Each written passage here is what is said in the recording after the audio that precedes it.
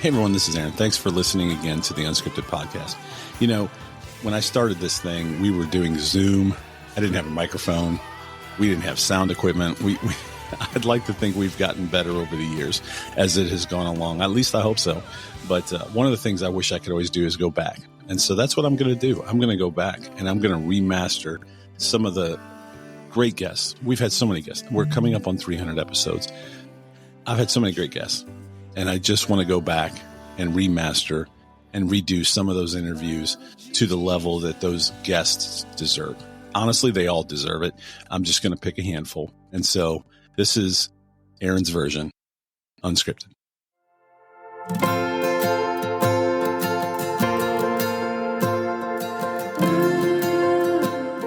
Hey everyone, this is Aaron. Today's remastered episode is my original interview with Coach Jimmy Dykes. Coach is a former college basketball coach and current sportscaster and college basketball analyst for ESPN and the SEC network. We were honored to have him on as a guest very early in the Unscripted Podcast. I will often say that the book, The Film Doesn't Lie, is one of my favorite books. I hope you enjoy the remastered version of our interview. Thank you, Coach, for your book and your friendship. Here's my original interview with Coach Jimmy Dykes, Aaron's version. Welcome to Unscripted. We're going to run real fast today because Coach just kind enough to give me some of his time, and he's a busy man. We actually got some breaking news here 2 seconds before we jumped on about Coach Roy Williams, so I'd love to get his feedback on that. But let me run through a quick introduction because I really want to get to the meat of what our conversation is today with Coach Jimmy Dykes. College player, coach at the college level, a husband, a father, a man of faith. He is an ESPN College Basketball Analyst and author of the book, which I really want to talk about today, The Film Doesn't Lie. Coach, welcome to Unscripted.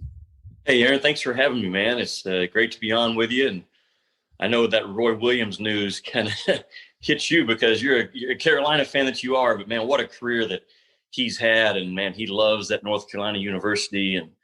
And just I'm so happy for Coach. I've gotten to know him pretty well over the years. And he deserves now to do whatever he wants to do for as long as he wants to do it. Absolutely. He's earned that right, and we could probably spend 20 minutes just talking about Coach Roy, but you're an SEC guy, and I have been a fan of your coverage of college basketball as long as I've been a college basketball fan. So I'm just so honored that you would be on with us today. And I really don't, I could literally sit here and just give you roses, as they say today, all day long, because I'm just a massive fan. And you know that we've exchanged a lot of email. What I really want to do is jump into the book, because your book, The Film Doesn't Lie, is one of the top 3 books I've ever read. And I think it might be pushing Quiet Strength by Tony Dungy is maybe number 1. It rocked my world, Coach. And anybody that hears this, I want them to hear that this isn't your standard book review. This book rocked my world, and I've know other people that have picked it up that it's rocking their world too. So can we jump into some quotes from the book and just have you maybe unpack those a little bit just to give people an idea of what the book is about? Let's tee it up first. Why did you write the book?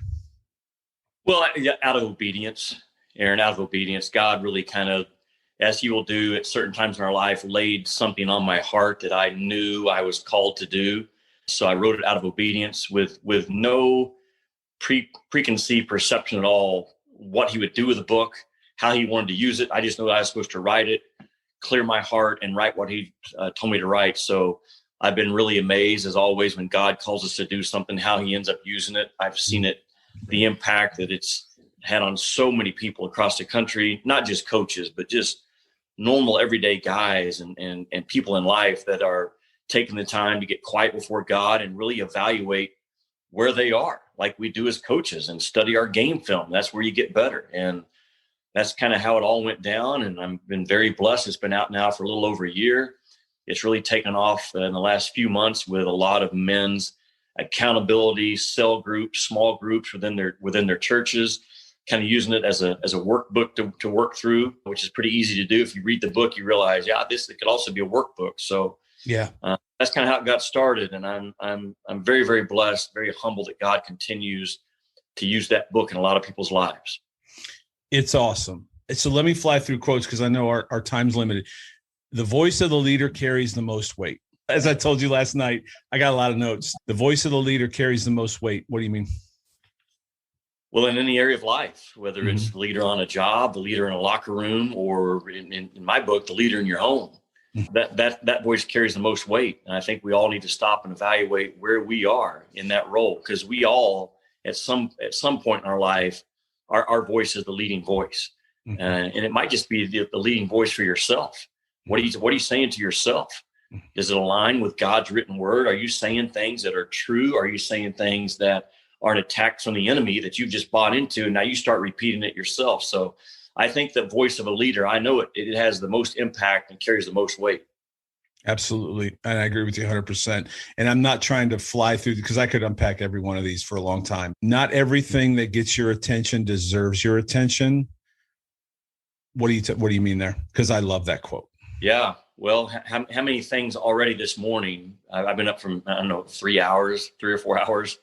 How many things have tried to grab my attention? Right. It's almost an endless list already. The voices, the messages, the things I see on TV, it's just nonstop, the attacks that are fighting for our attention, the attention of our heart, the attention of our eyes, the attention of our ears. But not everything deserves to have our attention. Mm-hmm. We can't stop those things coming at us, but we can certainly control what gets inside of us. And I know God has really taught me a lot about that in terms of the value of where I place my eyes, the value of what I allow into my ear, which eventually gets into my heart, how guarded I am with that, with having a close circle of guys around me that are my accountability group, because there's so many things, Aaron, as you know, and your listeners know right now, that are fighting for our attention. Mm-hmm. And most of them aren't good. Most of them aren't good. The world today is trying to pull us away from God instead of attracting us to God. We have to be very intentional about what we ultimately give our attention to. Absolutely. And you do such a great job in the book. So these aren't just quotes. And that's what I want everybody to hear. Get the book, because you don't just drop a quote. You also drop a quote and then some guidelines and some roadmap for us to get there. And that's why I love the book so much. The next one is, the Cliff Notes version is, you pray before every game that you do. And that, I think, in a world of Twitter trolls, and look, I'm a college basketball fan. I have some favorites and some non-favorites that I listen to. I wonder why ESPN puts some guys on and doesn't highlight other guys. And all that. You pray before every game that what you say reaches your audience. Did I say that the right way? Yeah, I just finished my 23rd year with ESPN. I've done games, all from Alaska to Maui to Atlantis to the SEC to every major conference. I've been all over the world in college basketball. God's been very good to me, but he's also given me a platform and a stage. And I want to make sure that when I'm doing my job, my words are accurate. They come from an educated, prepared view of me, but ultimately my words are protected by God. I'm honoring him with how I work, all those things. So I say that because I use that as a demonstration in the book. I put so much emphasis on my words for 2 hours on national TV. Why don't I have that same importance for the other 22 hours of the day? Because my tongue sometimes loses its discipline off the TV. And that continues to capture my attention, drive me to be better as a leader in my home, as a husband, as a dad, knowing that everything I say is going to be taken to truth by somebody. So yeah, that's I even this year, I did most of my games. I think that 55 games this year, 45 of those were in my home office right here where I'm sitting right now. I still pray before every broadcast that God would speak through me. My tone would be right. My attitude would be right. And I would, honor him with how I work. It's pretty simple as how I say it. When I read the book Quiet Strength by Tony Dungy, I kept saying, is this guy for real? Like, is this guy real? There's only one other time that's happened is when I read yours. Is this guy for real? Like, does that really happen? And I do believe, based on everything I read and everything I've seen in your life, both socially and anything I know about you, it is. You are real. And what the people will read in the book is absolutely who you are. It's just amazing. And that's why I appreciate it so much. So yeah, well, thank you. Thank you. Absolutely. So you teed it up perfectly, because the next three quotes are these. I am reminded that how you speak to your children becomes their inner voice. And it's one of the most important things a parent should understand. Wow. And let me get the other two out and then we'll talk. As a dad, the impact of the words is heavier than the words of anyone else in my daughter's life. No one can tear her down or build her up quicker than I. One more to go. As the designated leader of my home, our words should have the most impact. The question becomes, what impact are those words truly having? Coach, those three things, I have chills right now because those three things, as a dad of three children, myself, two daughters and a son, man, the first one especially, that becomes their inner voice. Can you talk about that for a minute? Unbelievable quotes. Yeah, well, I think especially for a dad with daughters, I think we need to realize that the example we set, the words we use, the tone we use, how we lead our family is pretty much going to be what they end up being attracted to in their home husband someday. Absolutely. That's a lot of pressure, but that's the job that God gave us. And I think many men run from that, ignore that, don't emphasize that enough. I am far, far from perfect, man, in that area. Right. But I do know our 15-year-old daughter looks at me in a way that she looks differently than any other man in her life. And I only have so many years to make that impression, to speak my words into her heart with not only the truth of what I'm saying, but how I'm saying it, because she's going to carry that with her, I think, throughout her life. And my voice, she has a lot of voices in her life, and she will going forward. But I think at the core of who she becomes, how she sees life, the value she puts in a husband someday, the expectations of what the house is supposed to look like, it's all going to be set by me or you or any other dad listening to this right now. Yeah. And we can ignore that. We can brush that away. We can de-emphasize that, or we can step up and say, you know what? God's blessed me as a leader and I need to lead. Yeah. I need to lead the right. I'm not saying I'm going to be perfect about it, but I do need to be intentional about how I'm leading my home and the voice that I have in my wife and my daughter's ears or my son. I'm just speaking specifically about a daughter because that's what we have. Right. You nailed it. I am firmly with you on all that. And again, I don't want to skip quickly to the next thing, but you said something in the book as well. I'm in the amateur sports world as an occupation. And so I see this a lot with parents. And as, again, I'm a parent of three children, three athletes. This was such an important thing. The success or lack of success our children have in sports is not an indication on how good of a parent we are. But having a child that is respectful of authority, disciplined with their own tongue, gives great effort, and is coachable, tough, and caring teammate is a direct reflection of who we are as a mom and dad. Can you talk about that for a second? Because I think that's so missed in our world today. Yeah, I think there's a lot of people missing on that. I saw it when I was coaching at the college level and how parents acted at summer AAU events. Right. And the pressure, the embarrassment that they were putting on their own children, because at the end of the day, your value as a parent, how you're judged as a parent, is not going to be how good your son shot the 3-point shot. Absolutely. Or how fast your daughter was in track, or how good of a cheerleader your daughter was. No, that will never come up in a conversation with God. What will come up is, how did you lead your child? How did you teach your child? What did you emphasize to your child? What seeds did you plant in the heart of your child? And it has nothing to do with those accomplishments that they have on the field, on the track, on the dance floor, whatever. But man, how easy it is to miss on that. And to think that if our daughter's not on the front row of the cheerleading formation, she's on the back row, that's a reflection of us. Or if my son's doesn't get to play as many minutes, he doesn't get to shoot the ball, just keep on going down the line. We get it confused and think that's a reflection on me as a parent. Our pride gets involved. We put more pressure on kids. We say things to coaches we shouldn't be saying. Whoa. That's not it. Yeah. That's not it. This is a very, very temporary period of your life with your child. Absolutely. And make sure that again, that voice, how you're leading them has lifelong impact and implications, and eternal impact and implications, and not the other thing. It's so easy for for the world, man, to drag us into my two kids down the road made the travel ball team, and my son didn't. Right. And the pressure, the out of balance that your house now becomes, it is very real in our country right now. Let's jump on forgiveness for a minute, because one of the quotes that you said is, there is no other act that is tied to obedience more than the act of forgiveness. Can you talk about forgiveness for a minute? Yeah, that chapter has resonated with more people than any other chapter in the book. It's tough. That's what I've heard back from, because it's hard. It's hard.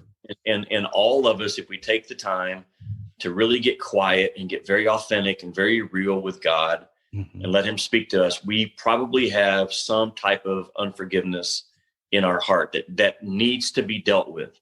Not because I'm saying it, because God's written word says it. Absolutely. And God took me through that process over some different circumstances in my own life, and taught me, first of all, my entire relationship with him is based upon forgiveness and the importance that he places on that word with us, with everyone that comes across our path in our life. And when you start digging into forgiveness, like God asks us to dig into forgiveness, it will change you as a person. Yep. It will keep your heart clear before God. But the reason why I made that statement is it does not come natural. There's nothing about forgiving on the level that God asks us to forgive that we are wired to do just naturally. Right. Therefore, it becomes an act of obedience. Am I going to do what God tells me to do in his written word in regard to this bitterness, resentment, unforgiveness I have in my life, or am I not? It comes down to that. It comes down to a choice saying, God, I don't want to do this, but I'm going to do it because you've told me to do it. Help me, teach me, show me, be patient with me, but don't let me off the hook in this area of my life. Man, it's awesome. I know we're running up against your hard stop. No, we're good. I got 5 more minutes. 5 more minutes. All right. Yeah. That he's running 5 minutes late, so we're good. Man, see, that's a blessing. All right. This is the most important one. And this is a life quote for me, again, etched in stone the rest of my life. If something's going to be important to you on the last day of your life, you better make it important to you now. Can you talk about that? Well, I would ask our listeners right now to just think quickly, what's going to be important to you on the last day of your life? Right. It's probably not going to be how well my daughter did in dance. Okay. Those would be some good memories. Absolutely. But what's going to be important on your last day? Okay. Well, to me, it is, am I right with the Lord? Did I live my life in a way that I was called to live? Not that I was perfect, but did I keep God in the place in my life that he deserves to have? Absolutely. I think most people are going to want to know that and have that peace about them. So that's something that you probably shouldn't wait till the last 30 minutes to figure out. Right. How did I treat people? How did I treat people that God crossed my path over all those years? Absolutely. Do I have a clean heart towards others? The relationship with not only my wife or my husband, but our kids, our family members. How did I lead them? How did I treat them? How did I teach them? All those things. What did I do with my time in terms of investing with others? Or did I live a life that was all about me? I think that's probably one of the most important things when we get to the end and we look back is what did I do with my life? Was it all about me or was it all about others? Right. I think there's a right and a wrong answer to that. Right. I think there's a right and a wrong answer to that. So if those things are going to be important, the last day of your life, if we all knew when that was and we had so many hours left, I think you have to make it important now. And you have to make sure that you're doing your very best and your heart is right and checking those boxes as you go. Absolutely. The two things I always believe is that God's going to ask us two questions. It's not how did your son or daughter or you do and whatever it is that you did. It's what did you do to glorify my name and what did you do with the talents I gave you? I truly believe in my life that those are the two things that God's going to ask me one day. And how am I going to answer those? That drives me. And that quote that I just read about if it's important to you on the day you die, it better be important to you now, whether that's get it right. You got time. So before we get off, what's the best way for people to get your book? Because I absolutely believe everybody has to read this book. Well, thank you, Aaron. It's the best way. It's available on Barnes & Noble and Amazon and all that. The best way is through the website they set up for it, CoachJimmyDykes.com. Okay. Because those books come to me about every 2 or 3 days. I write a personal note in them, autograph the book, and they get out. That's probably the quickest way to get them from what people have told me. And they have the nice personalized touch from me signing those books. I sit in my office right here 2 or 3 times a week and do that. So awesome. I would encourage the listeners to go to that website, CoachJimmyDykes.com, and order the books there. So I know this. I don't know what the cost of the book is now, $22 or something, but it's a great investment in yourself. Absolutely. Right. It's gonna call, if you're really serious about making change in your life, more importantly, allowing God to make a change in your life. Mm-hmm. I think this book will do that. If you take the time to read it and get quiet before God and carve out time and space in your heart to let him truly speak to you about important stuff in life. I know God has written that book with that purpose. So I really appreciate you having me on. You're phenomenal in your questions and your preparation. I wish we could spend more time today, mm-hmm. but down the line, we'll do it again down the line. Just let me know. I really appreciate you having me on today, and happy Easter to everyone. And man, that's the most important day coming up on Sunday, when they realize that tomb was empty. And there's a reason, because he's alive right now, man. So thank you very much, Aaron, for having me. This has been such an honor, and I know we're right up against it, but I do want to thank you, Coach. I ask you right in the middle of your busiest season, and who does that? But thank you. You are a man of integrity. I'm such a fan, and we've exchanged a lot of emails. I'm so thankful for you, for your message, for this book. It's incredible, and I wish you nothing but success in everything that you do. All right, Aaron. Thanks for having me, buddy. Thank you. Man. We'll talk soon, Coach. Bye. Okay. Stay in touch. This has been the latest episode of the Unscripted Podcast with your host, Aaron Conrad. From his studio, make sure to like, share, follow, and review on your favorite podcast platforms. Also, make sure to check out my song Great and Mighty One on Spotify, iTunes, or wherever you find your music. We'll be back with another great guest soon. We'll see you next time.